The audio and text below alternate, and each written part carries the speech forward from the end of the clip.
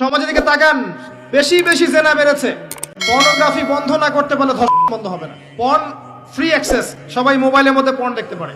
যে কেউ বাসায় যাবে, দরজা বন্ধ করবে, রাত্রেবেলা শুয়ে পর্ন দেখবে। পর্ন দেখবে, ভিতর থেকে পশু হয়ে যাবে। তখন একটা মেয়েকে তার কাছে মেয়ে মনে হবে না, তার কাছে একটা মেয়েকে মনে হয় একটা মাংসের বা গোশতের টুকরা, একে ভোগ করতে হবে, এতটুকু মনে হয়। একটা বাচ্চা মেয়েকে সে আদর করে কোলে নিতে পারবে না, তার কাছে মনে হবে এই মেয়েটাকেও পেলে ধর্ষণ করে ফেলবো। এটা মানুষকে পশু বানিয়ে ফেলেছে।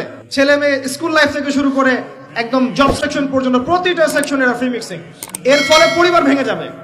বাসায় বউ থাকবে, বাইরে মেয়ের সাথে জেনা করবে। দেখা যাবে স্বামী যদি হালাল ভাবে কিছু করতে চায়, কোনো কোনো ক্ষেত্রে স্ত্রী ফোর্স করে।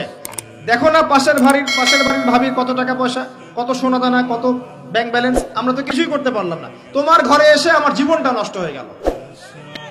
তখন স্বামী বেচারা হারাম খেতে বাধ্য হয়, ঘুষ খেতে বাধ্য হয়, সুদ খেতে বাধ্য হয়, দুর্নীতি করতে বাধ্য হয়। কার জন্য করে এগুলা? পরিবারের জন্য করে। একটা চোর যে চুরি করে, ওই চুরির টাকা নিয়ে এসে মেয়েকে খাওয়ায়, বোনকে খাওয়ায়, মাকে খাওয়ায়, বাবাকে খাওয়ায়, খাওয়ায় না? সহজাত প্রবৃত্তি। একটা ধর্ষক সে পর্যন্ত তার মেয়েকে কিন্তু চুমু খায়, আদর করে, করে না? এখন যতদিন যাচ্ছে পরিবারগুলোতে নারী নির্যাতনের জায়গায় পুরুষ নির্যাতন বেড়েছে। মানসিক নির্যাতন করতে করতে পুরুষের হায়াত কমিয়ে ফেলেছে। আবার অনেক পরিবার এমনও আছে যে পরিবারের মহিলারা দিনদার, দিনের পথে চলতে চায়, কিন্তু পুরুষেরা জাহিলিয়াতের কারণে এদেরকে চলতে দেয় না।